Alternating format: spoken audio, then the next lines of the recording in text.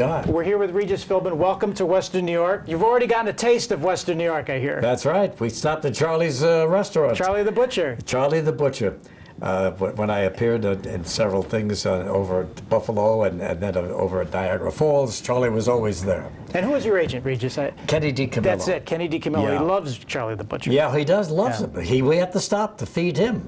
He's a great big guy. Well, we welcome you back to Western New York. Thank you. And you're here to go for a very interesting event in Jamestown, New York, to connect with the producers and the writers and the stagehands of Late Night with David Letterman. And you were on one of the final shows. What was that like when you were walking through the audience? Well, all of us were, a little hesitant about it to say goodbye to him and not see him anymore.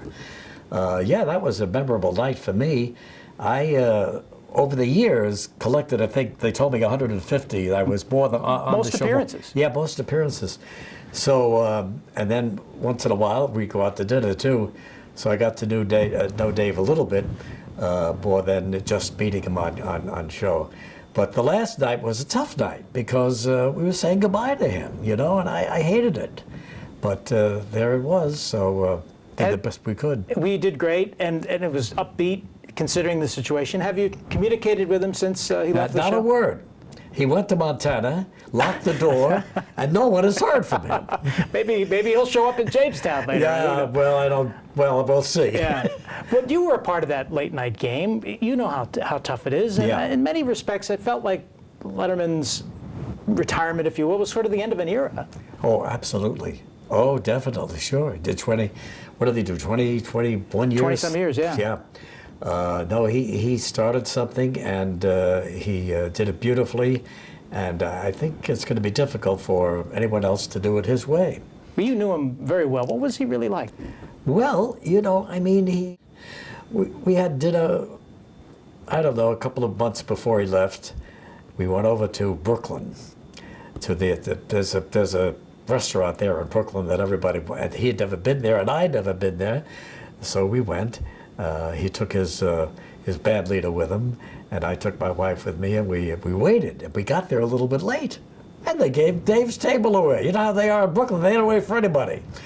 And so we were standing there, and he felt a little insecure. He's not used to being it was a packed house, He's used to coming out on stage and seeing 500 people there, but 500 people around him.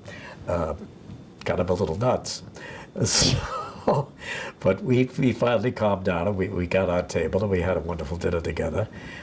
He's just a terrific guy. People, some people are think about him as being a big organization by himself. No, he's not. He's a regular guy. And then you had a great time with him all the time. All the time. You sparred each other. We talked about sort of his show being the end of an era, and we have our network on WBBZ-TV of the MeTV network, and we just shared a little story about that with all these classic shows. I mean, what do you think, Regis, the television today versus the television of, yesterday, if you will? I mean, the writing, well, just because he dynamic. isn't there. I mean, Jimmy Fallon is a lot of fun for the young kids, And Jimmy Kimmel has always been nice, but Dave was different, Yeah. And something to look forward to. I don't know if that's going to be able to somebody else create that. We'll see. We'll see how it goes. But going back to like MeTV with Hogan's Heroes, Gilligan's Island, all those shows. Great stories, great shows, great acting. I can't get over it. I don't see that today. Do you? No, we see it on WBBZ, but of course on WBBZ. What am I saying? But we don't see it. You're right. There are some shows, that are good, and they find their way to television or Netflix. But at the consistency of it, and all those shows, you see it spotty here and there. But back then, the writing. And was, there's a lot of difference now in the words people are saying on TV that you didn't hear 20 years ago. That they need now to get their laughs or to get their point across. I don't know if I buy that or not. I don't like it, but there it is. Well, one of the great classics we run is I Love Lucy. And you're going to the Lucy Desi Museum, and you're going to connect down there, and you're going to see, it's a terrific experience. They have the Hollywood apartment set right there, some of the old film cameras right there. You really get the experience. But you've met Lucille Ball. Yeah, she was great. She is great. and it was she was going to go back on ABC. But you know, nothing will duplicate what that show was when it came out. I mean, it broke the whole television game open to everybody, and some of those shows I'll always remember. The night that William Holden was sitting alone. Yeah. Remember that story? Yeah. And she was the Brown Derby. Yeah, Yeah. the Brown Derby, Yeah, right? yeah. Oh God, stuff like that. Pretty tough to duplicate now. Well, we'll welcome you to Western New York and Jamestown because you're going to help kick off all of the great comedy remembrances down there. But I got to ask how you're doing, Regis. How are you? I hear you have a new show coming on. Well, I have a new show, Kathy Lee, who I worked with for 15 years on ABC. You had a reunion with her. We had a reunion, and as a matter of fact, I was out with her yesterday. We made a little tour of New York City together. We got on a bus tour. You know, we went to all the different places that the people go to when they come to New York, and we became part of the gang. It was very well done, and it's going to come out in August. So I think like once or twice a month, I'll do something with them. She's very good with this girl she's working with now. Yeah, very. And you guys were television gold. Yeah, television gold. 15 years together. Where do you get the energy from, Regis? Well, you know what? One day, I'll tell you where I was losing energy. I was living on the east side of New York. And in the winter, the car wouldn't show up, the cabs weren't available, you know. I used to have to run through Central Park because I didn't attend the meeting before the show. The show was all ad lib. That's the way it was going to be. Your strength. I would tell them what I was going to do the night before, and I wanted to hear what she did the night before. And I thought that was more fun than Gelman trying to come up with something funny. As good as Gelman is. He's still trying.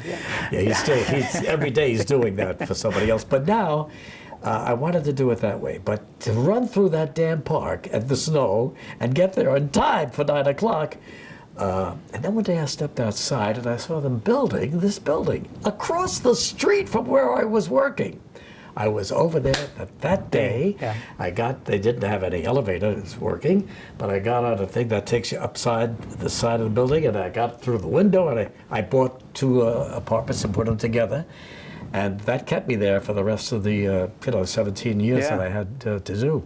And one of the things that you did at ABC was a game show. I remember sending you a scepter, because you were the king of ABC. You saved the network, if you remember. Did you send that to me? Yeah, I did. Yes, I remember getting that. Yeah, and we are now doing a game show that I have the honor of hosting. And I've said to many people that your influence has carried through because the way you connect with a contestant on Who Wants to Be a Millionaire, I try to do it. We call our show bragging rights. So the bragging rights of winning. It's nice. Yeah, it's a good idea. It's Phil's idea. Is it once a week? It's every night. Every night? 8 p.m. every night of the week. We tape them in groups with studio audience and contestants. Yeah, sure. But what's the secret? Give me some advice. What's the secret to being the I'm on game their show side. host? I want them to win. I really do, And there were, oh gosh, we did 5 years. And in the end, we were doing it like 4 nights a week, as you may recall. Yeah. It was such a big hit, but I said, you're going to wipe it out if you do it 4 nights a week. Keep it on. I thought it was going to be perfect for Sunday night, 8 o'clock. A great family show to watch, Anyway, I loved it. And I'm one of those people to win so badly. And yet, I'm restricted. You can't give the answer away. Exactly, you can't get any hints at all. So, but I thought it was a wonderful show, and I'm glad you're doing it. Yeah, it's a lot of fun. It's great fun. And how much money do you get? It's literally, Regis, the bragging rights of saying you won on television and some local prizes. Oh, bragging rights! Yeah, that's it. Come on, give the person a $25 bill. All right, maybe we'll give him a sake. restaurant certificate here to the Hyatt Regency. So, Regis, they're breaking ground on the National Comedy Center in Jamestown. Yeah. What do you think of and being a part of that? Well, I'm happy. I'm really proud to be a part of it. But I can't believe that comedy has been such an important thing to television, to movies. I mean, that's what people talk about. That's what people like. And it never happens until now. So thank God we're starting it right now. And we hope to see you more in Jamestown to continue this legacy. I can't wait. I can't wait to get down there and see it. I mean, I've heard so much about it. And I know she's from there. And anyway, it's going to be a great night. Yeah. Thanks, Regis. You bet. All right. Thank you very much.